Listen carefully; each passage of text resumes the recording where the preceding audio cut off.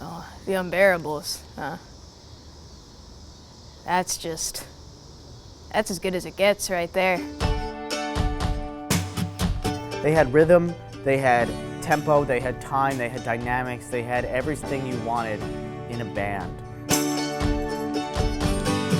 Did you know actually there's only one picture of them? There's no recorded music of them, no recorded footage. Nobody can do what they do, you know what I mean? I would not be who I was without the Unbearables. If the Beatles didn't exist, they'd be the Beatles. Not actually, but culturally.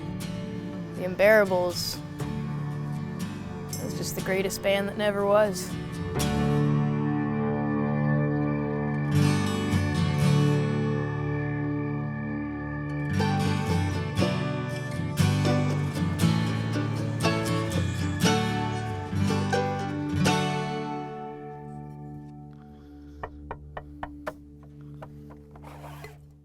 Oh, hey, man.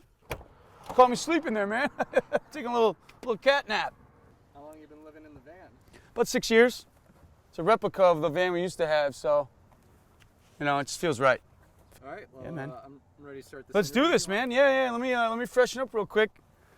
What a crazy few months we had together. I mean, high highs, low lows, you know, some in-betweens. Yeah, I wouldn't change it for the world. I mean, Ruddy and Oona, man, we had some good times together. Yeah, I was the guitarist for the Unbearables. Pretty much the best band that nobody knows about.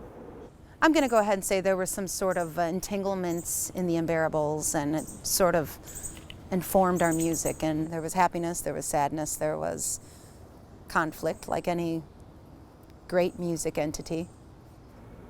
Literally, we just played music for 72 hours straight. Have you ever done anything for 72 hours straight? When we were making music, you could feel the electricity. It was literally the best feeling you ever had. Better than sex, better than drugs, better than anything you've ever felt. It was such a over like body orgasm where it's just like all your senses are just numb. Call it what you want, legendary, ahead of the time, brilliant. We were riding high, and we were bringing everybody with us.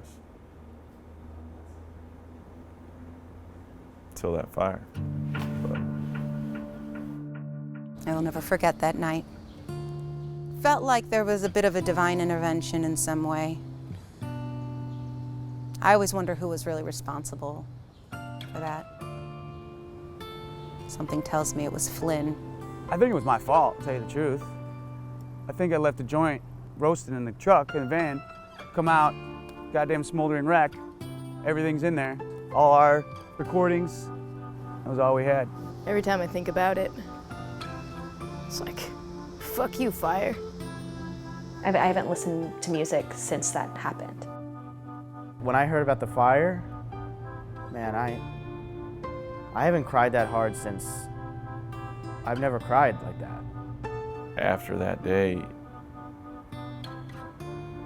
I didn't know how to play the guitar. And then Ruddy just became a ghost. Never heard from him again. Man, that fire changed my life.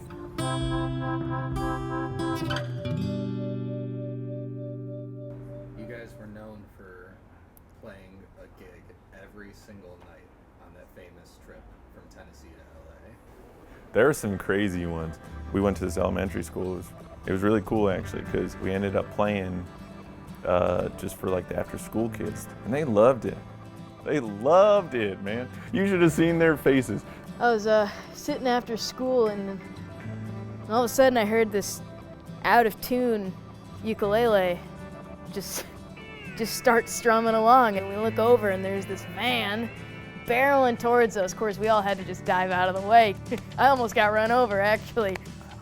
That elementary school was a trip, man. And those poor kids were just sitting there waiting for their parents, and they had no idea that they're about to get rocked. We were arrested after that. We were bailed out eventually by our slimy manager. Don't get me started with that. Yeah, I booked them in some unconventional places, I guess, you know. I once booked them in the courtyard of a Marriott. I was at a Ruby Tuesdays in Santa Fe, and they were playing the parking lot of the Ruby Tuesdays. That was almost as good as the salad bar. There was a VFW that got a little rowdy. They started throwing bottles at us. You know, we started throwing bottles back. You know, and then Oona lost her mind, scratched a guy's eye.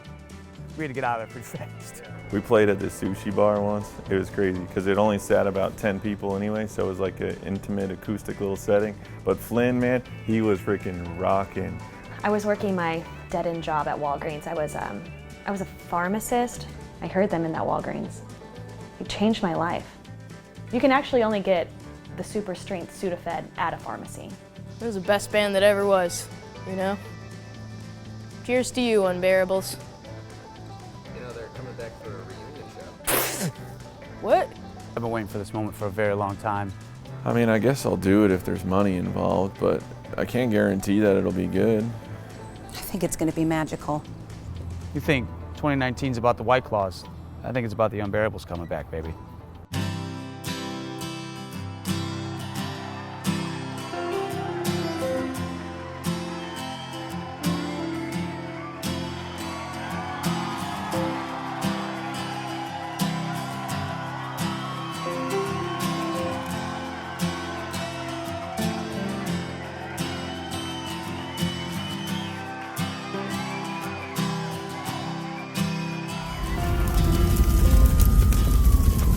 They were jamming, and it was crazy. Like, the crowd was going insane, and a fire just started, and I was yelling, "Fire, fire!"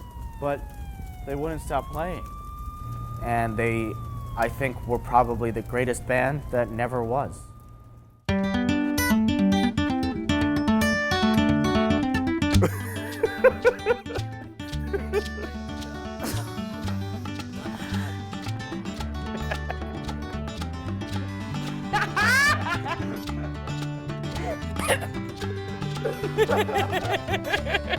Was get that steel wool out of my mouth. We done with this crap.